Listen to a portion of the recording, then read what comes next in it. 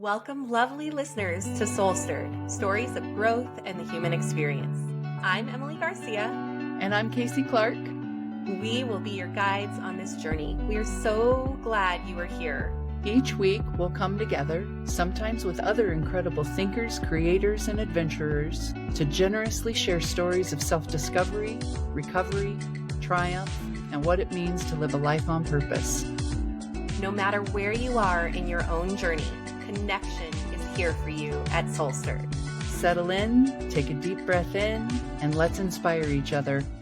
Welcome to SoulStirred. Welcome back to SoulStirred. We are here in the middle of the holiday season. Thanksgiving is over, Christmas is coming, New Year's is coming, and Kasey and I decided that it was a day for something a little different. So Kasey, why don't you say a little more about that? Yeah, we're in the in-between state. Thanksgiving has gone, Christmas is almost here. I personally am bewildered and surprised by how quickly this year has passed, that we only have a few days left until the holiday season, and then a few more days after that, we're going to be in a whole new year.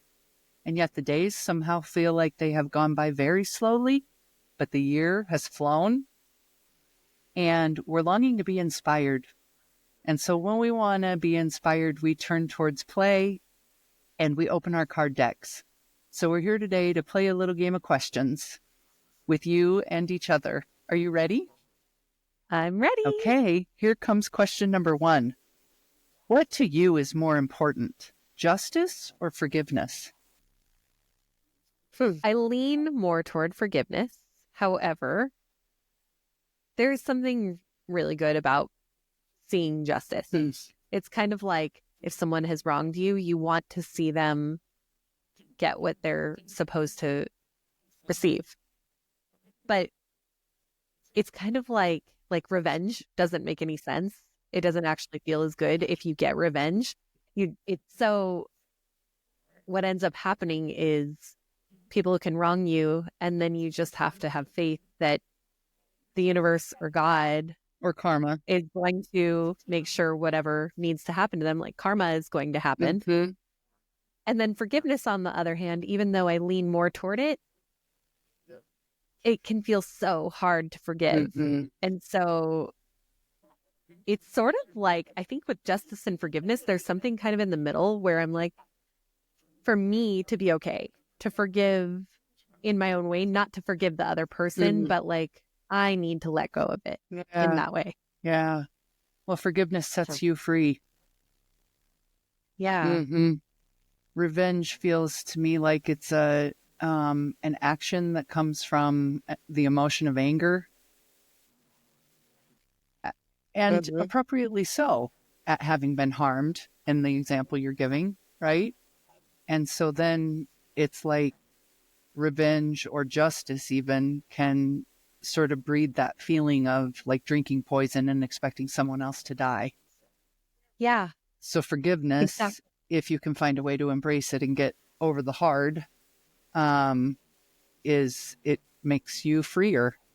It's not actually something you have to give to the other person as much as you have to invite yourself to accept, to free yourself of the poison, I think. Wow. Yeah. Well, and here's an example of that is when I testified against my stepfather and he went to prison, I would go to, I would write letters for the parole hearings. And then I one time attended it was like a community meeting led by the man who was in charge of the Department of Corrections in Colorado. Okay. And there were probably, 100 people who showed up, and it was sort of a Q&A session. And I remember sitting there and going, I'm not in the right place, because people around me were so angry. They were so angry with the people who had hurt someone they loved and was now in prison. And they wanted these people who were in prison to be punished even more. And I just remember thinking, you're hurting yourself. Yeah. More than you're hurting that person. Yeah. Yeah. So I never went to another one of those meetings because it felt horrible Yeah. being there. Yeah. And in that moment, it sounds like you got in touch with this part of yourself that leans more towards forgiveness. Yeah. Yeah. And just knowing, I really do believe that when we hurt other people, bad things happen to us. Yeah. And it doesn't have to be me that does something bad to someone. Yeah. Well, it goes to my theory, and the law of one, the theory that we're all connected, that you are a part of me and I am a part of you. And so the part of me that wants to harm you also harms me in doing so.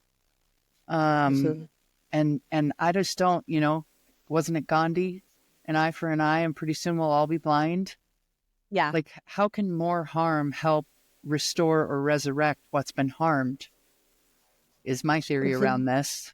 I don't see how that all works. I was in a similar circumstance recently. It was a year or two ago by now. We've talked before about how my son and his best friend were victims of a shooting in a bowling alley. That's another story for another episode for another day. But on the day, our whole family sat through the perpetrator's trial a year or two ago. And on the day that he was sentenced to 23 years in prison, there was this feeling of like vindication, validation, given what we all have experienced, most especially Dylan, my son's best friend, who was shot twice in his body and lived. Some sort of consequence needed to happen. And at the same time, I personally was in conflict watching this other young man who is the same age as my son and his friend, young, in their early 20s, go away to prison for 23 years for a mistake that he made. He made a big mistake and it was bad and there should be consequences. I'm not erasing any of that. And it didn't have me feeling overall better to see him go for the next several decades into prison. I didn't feel more free once justice was served. Yeah. Which takes me to a place of like where you are, the middle spot, right? Where justice is necessary. And perhaps so is forgiveness. Yeah. Yeah. Allowing justice to do what it can do. And then letting go of the poison that you're drinking. Yeah. Yeah. Setting it down so you can live. Yeah. Yeah. Wow. Okay. Well, this was intended to be playful and inspirational. Yeah. Now it feels kind of heavy and dark. No. Let's move on to another question. Okay. That was a good one. That was juicy, but let's move on. No, it's funny. We talked about this being playful, and then you asked the question, and I was like, what comes to mind? Prison. Yeah. And now, yeah. Okay. So moving on. What else do we have here? All right. I will ask you, what is a memory that will forever make you laugh out loud? Oh, yeah. This question feels better, doesn't it? Yes. The first thing that comes to mind is, and I have a video of this on my phone. So it will have been 3 years ago now, this coming weekend, actually, which might be the reason this memory pops up. We went on a cruise to celebrate my sister's birthday, and she invited many of her closest friends and family members. And I ended up sharing a cabin with my niece, my sister's daughter. Her name is Caitlin. And let's just say about Caitlin, she is one of my most favorite human beings on the planet. I love to be in the presence of this young woman. She makes me laugh out loud. She's one of the wittiest, most clever people I have ever known. She occupies a space in a more quiet way. She's one of those more sideline observer people when she's in a group of people.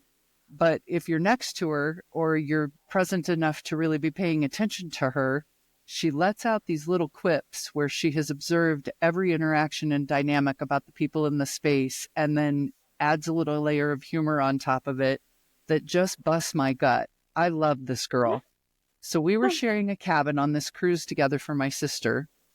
And one night we decided that we wanted to go up to the upper deck of the cruise ship, and we were going to try to capture one of those like Titanic moments, you know, with Kate and Leo, where we were standing on the bridge of the deck looking out at the big expansive ocean in front of us, you know, one in front of the other, and to try to get a selfie in this way. Well, we go up to the upper deck, and what we find is that it's closed because of wind.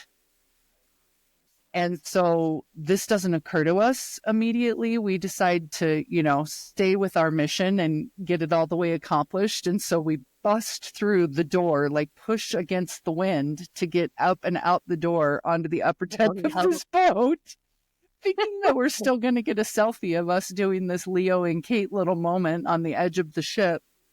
And all we get in the video is wind. Like if I played the video for you, all you could hear is wind really bigly and loudly, and mine and Caitlin's laughter in the background because our hair is whipping around our face. There are like lawn chairs that are being picked up by the wind and blown. Look, it was actually probably dangerous. We probably could have been whipped off the top of this boat and like tossed out to sea, never to be heard from again.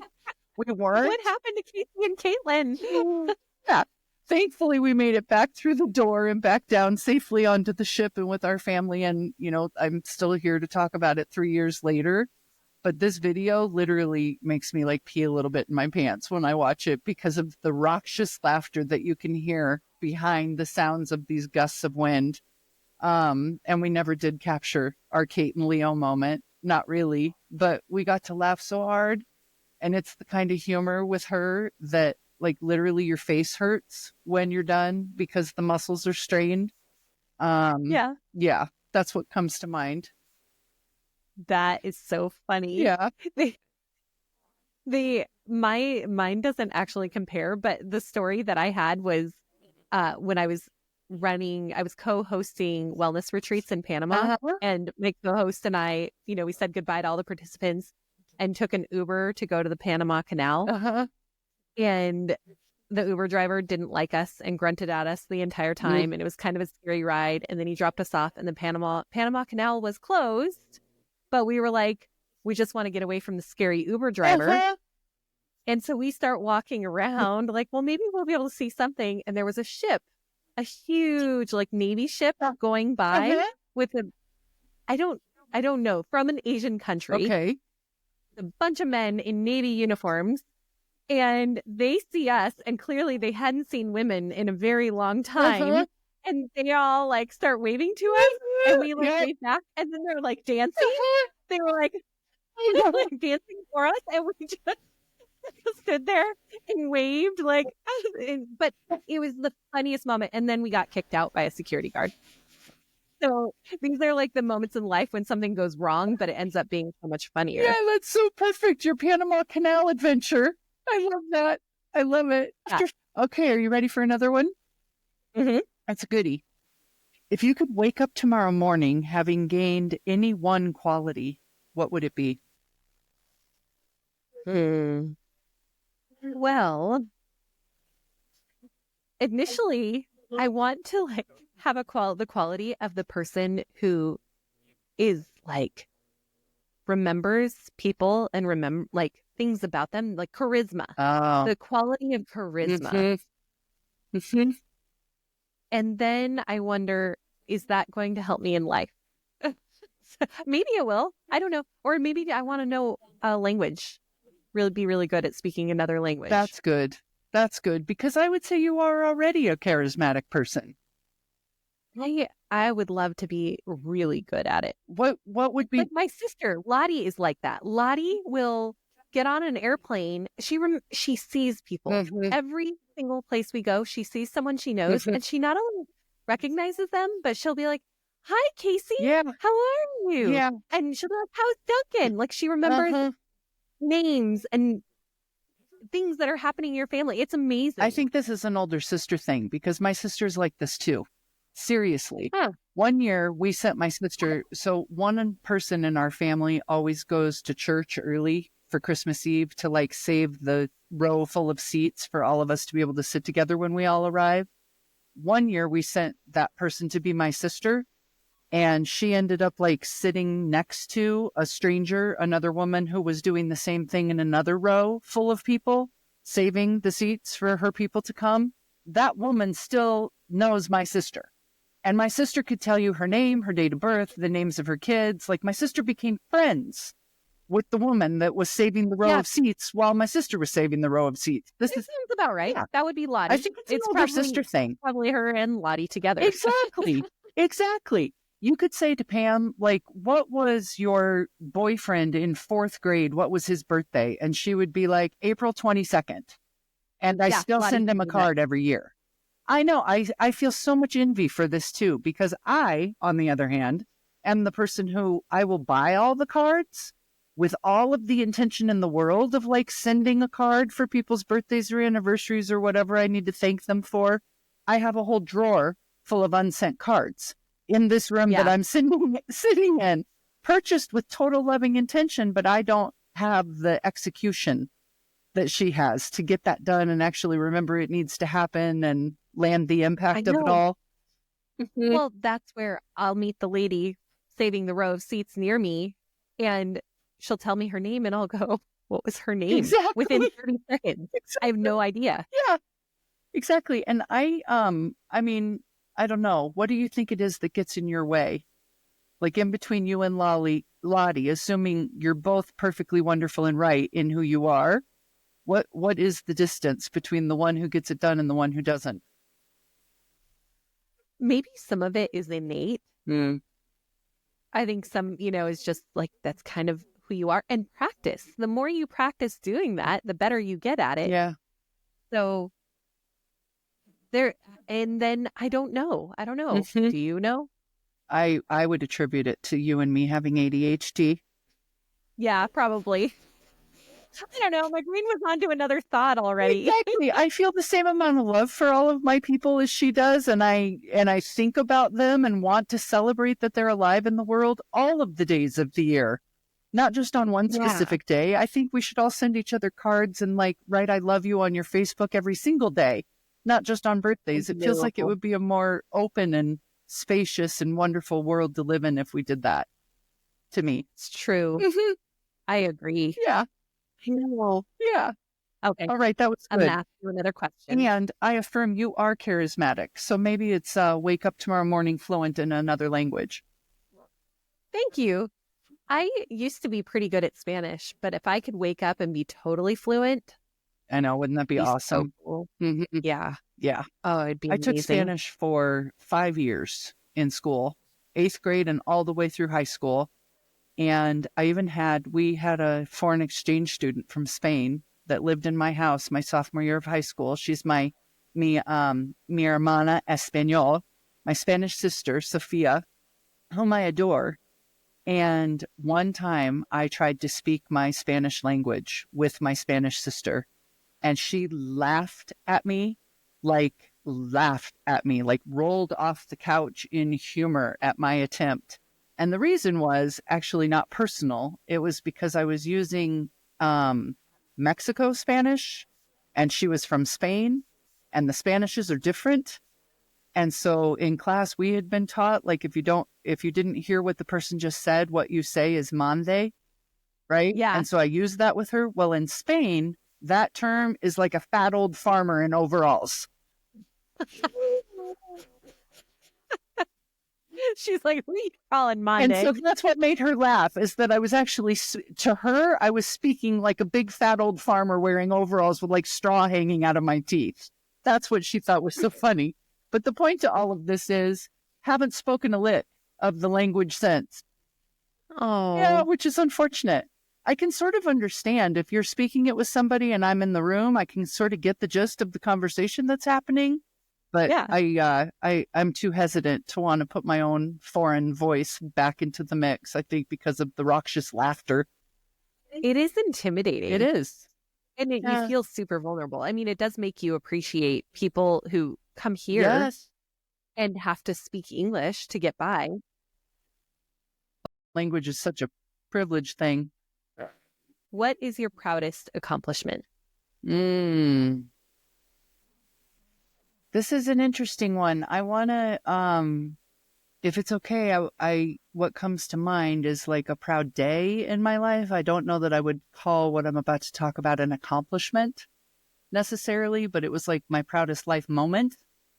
Separate, of course, from the births of my children and those things that really stand out. But just about me, several years ago, two friends of mine asked me to officiate their wedding ceremony. They said at the time that I was the most spiritual person that they knew. And so they wanted me to be the master of their wedding ceremonies. And I acquiesced and said, yes, of course. I was very honored to be asked to hold such sacred and important space for people that I love so much. And on the day that the wedding was taking place, I had made a really deliberate decision to be barefoot. It was a backyard wedding, fancy, catered, beautiful tents brought in, but also in a backyard. And so I had made a very deliberate decision to be barefoot. And that was for me so that I could feel grounded and connected with the earth. One part of the couple, one of the brides, is Native American. And so they had both asked me to bring in aspects of their culture into the ceremony. And so one of the things that I had done to honor her Native American heritage was I invited all of the audience to stand with me. And we turned and gave gratefulness and said praise to each of the directions, the north, east, west, and south. And in doing so, in the Native tradition, you also call in the elements in each of the directions.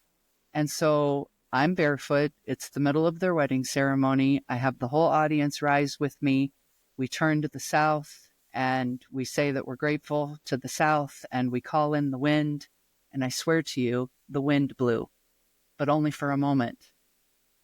Then we turn to the west and we are grateful to the west, and we call in water, and it rained, but only for a moment. And then the north and the east and so on. And we completed the wedding ceremony. It was a beautiful day. I just remember feeling so alive and on purpose and connected with what matters most to me: spirituality, love, friendship, connection, celebration of love. And when I was leaving, like when we were walking back down the aisle to the recessional, I guess you call it, and I got to the back, my one friend, the one who has Native American heritage, her older grandmother was in the back of in the last seat, and she stood up to give me a hug, and she goes, "Are you a witch?" Which I thought was just so perfect, because no, I don't identify as a witch. And yet I did make the wind blow, and we did make the rain, but only for a moment. And I attribute it to the collective power of all of us being, grounded through my bare feet, and surrounded in love on that day, that it truly was remarkable how powerful we were as a collective, that we made the weather happen. And then we made it stop when we wanted it to stop. And my two friends are still happily married and now have 2 kids to this day. And so that's my proudest accomplishment. That is something to be proud of. And it's representative of being so in what is needed, so present, and really listening to them and what is important, and then bringing that in, which is super cool. Yeah. I love how you just reflected that. I think that's how I would bottom line everything I just said, is it's like the most present and connected I have ever felt. Yeah, it was really a wow day. Awesome. Yeah. How about you? What's your proudest accomplishment? Mine is different from yours, because I can't pinpoint one singular day, but when I look at my life and where I came from as a child, where I am now, and continue to show up and create at this point in my life, that I am safe, I'm secure. I feel in control of my life. Like, I am really proud of it. Yeah, you get to be. Yeah. You get to be. And it's interesting to even hear you encapsulate all of that like that in this moment, knowing this whole season we've been hearing women's stories of turning trauma into triumph. And I don't know that we have gotten to the point in your story yet where the trauma became the triumph. But here you are in life, living in the triumph side. Yeah. From what you have transformed. It's really, from foster care to business owner is a big F deal. Yeah, it is a big deal. Yeah, you get to feel proud and in control of your life. You created that. Yeah. And continue to. And that's the piece about it, is that it's like this continual work in progress, but that I keep showing up and going, okay, what do I want to make more of or continue? And if I don't want something, I don't have to do it, or I don't have to be around it or have it. Yeah. Well, what's cool about this, and here we are on the question we weren't going to ask and answer, which is, what do I admire most about you? But I'm going to tell you anyway, because you're incredible and I respect you so much. Really, the thing that you have going for you that I just heard you describe is there's nothing you believe you can't do. If you decide that it's something that you want, you believe you can have it because you know in yourself that you are innately driven to create whatever it is you want for yourself. I respect that so much. Yeah. Wow. Yeah. Thank you. Yeah. That's you, man. I'm just soaking it up for a second. Good. Yeah. Receive away. Yeah. Thank you for seeing that in me. Yeah. I think it's, for me, it's partly what called us back to each other, like what attracted me back to you, because I see myself needing and wanting to know with myself the things that we know you know about you. So you're my leader in that way. Yeah. And there is the give and take. Yeah. Within our friendship. Yeah. Because there are things I don't know that you teach me. Yeah. Yeah. And isn't reciprocity just like the most wonderful thing? Where it's like sometimes I can lift you up and sometimes you can lift me up and then I'll come back and lift you up. Like we're on a swing. Yeah. You know? Yeah. Yeah. Exactly. Yeah. Oh. Good. Thank you. Yeah. Okay. Oh, I think it's my turn. You asked me that one, right? Your turn. So here's a goodie. What's the best piece of advice you've ever been given? I'm going to bring up Lottie again. When I was in high school, I had this friend who, like the high school kind of friendship where you're attached at the hip. You do everything together. You talk about everything. Yeah. And we were incredibly close. And then the summer between my junior to senior year, I went and spent a summer in Israel. It was my first time ever being abroad. And it was a 6-week trip. And that same summer, she got into her first relationship, long-term relationship. So I came home and she had this very serious boyfriend. And it was like kind of a funny thing because I would get in the car with them and I was like, wow, I'm really the third wheel. Like they were like making out in the front seat. And I was like, can you stop? Like, I'm not here. Hello. And I felt like, I had spent the summer getting to know myself. And she was like really mean to me about it. Really mean. And she said, well, while you were getting to know yourself, I was getting to fall in love and you're just jealous. And so then our friendship quickly turned very negative. Yeah. And she talked about me to a lot of people and, it was just a really hurtful time because we had gone from being so close to her really being a toxic bitch. Really. Yeah. Yeah. Yeah.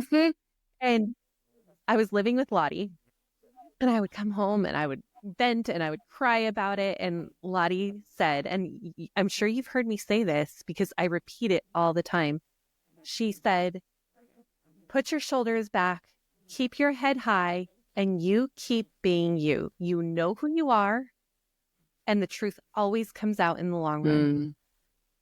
And there have been times in my life since then when she has said it to me again. I have also said it to her at times in her life. I say it to my clients, but it is true. Yeah. Because I saw it in that circumstance with that particular person, the way bridges were burned later on with other people. But I also just saw, I don't have to prove anything about who I am. Yeah. I know I'm a good person. And if you can't meet me there, it's okay. I'm just going to keep being me. Yeah. Remember who you are. Yeah. I love that. Lottie is very wise. Oh, she is. Charismatic and wise. Charismatic and wise. Yeah. Every girl needs a Lottie in her life. Yeah, exactly. That's good. I love that. Yeah. Do you have anything that comes to your mind about best advice? Yeah, the one thing that comes to mind is a lot like, I think, what Lottie said to you, but spun in a little bit different way. I had auditioned for a role that I really wanted and told myself a story that I was really qualified for and going to get. And then I was rejected. And I called up a mentor friend of mine to process my rejection. Help me understand, this is what they said, this is what I believed about myself, and this is what they said about myself, and I don't know how to make these things fit together. I just know that being rejected really feels crappy. Tell me anything that can help this lift. And he said to me, think about how much power you want to give their feedback. And those words have stuck with me every day since, kind of like what Lottie said to you. Drop your shoulders, raise your head up, and remember who the fuck you are. Yeah. Right? Yeah. That was kind of like what he was saying to me, is stand in who you really are and decide from there, how much power do you want to give this one piece of feedback? Does it mean you're not worthy just because they didn't choose you? Perhaps. It could be so many other things. So decide how you want to feed it. I loved that. I loved that advice. And I really do carry that with me.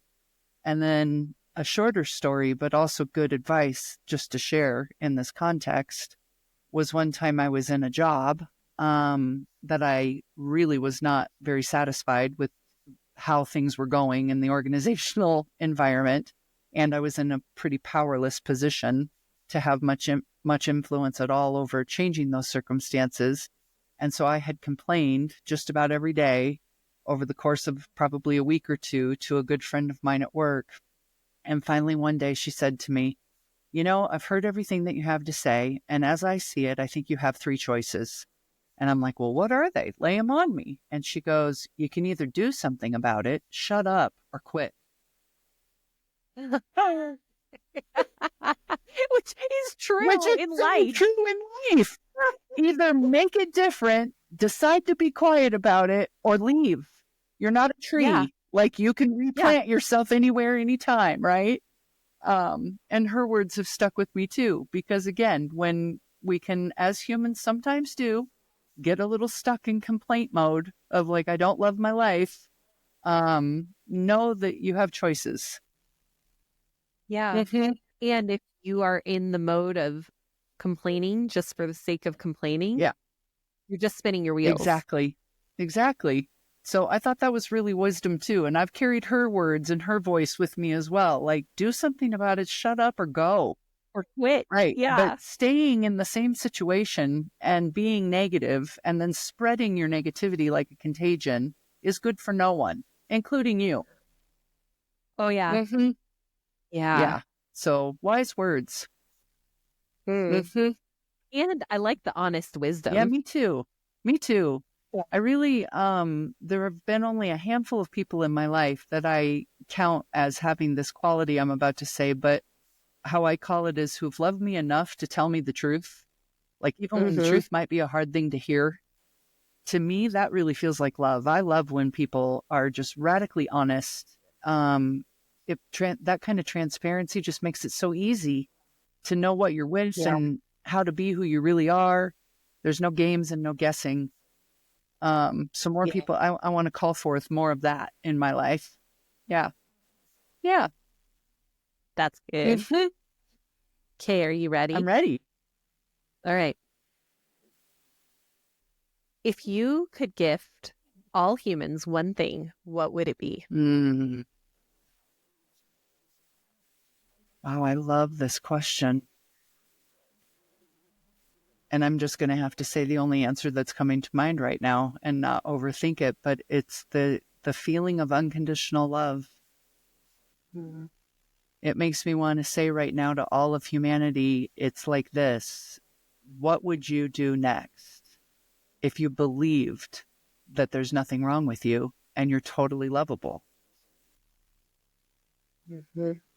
And then imagine if we got to live in a world filled with the humanity where everyone believed that. Back to the top of our conversation, perhaps might we stop harming ourselves and each other if we actually believed that every single part of who we are is totally worthy of unconditional love. Yeah. Because when we love ourselves, when we believe we deserve love, we can love other people. Yeah. Yeah. And the flip side of that is also true. Where I harm myself is where are the places that need more love. Wouldn't that just be a beautiful thing to really be able to give the gift of unconditional love out to all of humanity? Do you suppose we could set that as an intention to make it so?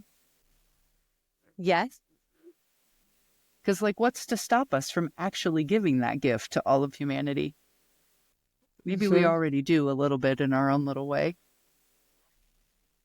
I think we do in our own little way. And I know for me, the moments when I'm so caught up in my do, like I have to get somewhere, I need to get this done, I need to run this errand, I need to, and people are just kind of there.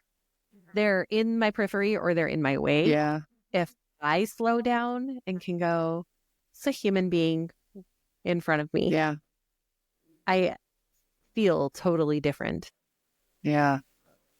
I'm breathing that in right now because that feels really good, especially as I'm guilty of being one of the people on the road that's like, go, go, go, get out of my way. And that's another human being. And you're perhaps not in my way. Maybe you're there for my way. Maybe you're in service of me. And suddenly you can feel like the rush of peacefulness wash over you. So how delicious. I have loved this conversation today. And I believe that I am going to go pass my way through the world differently as a result of it. I'm inspired. Yeah. I'm inspired too. Which is what we were setting out for, and we got to have it. Good. Well, we hope all of you listening are inspired as well. And hopefully you're answering the questions that we asked on your own, because they are questions that are helpful to just reflect on yourself and your own life. Yeah. And remember who you are and all of the good things that you're made of. These questions help that to happen. Yeah. So go out and love. Love yourself, love each other, do it all more, love more. That's the idea to hear today on SoulStirred.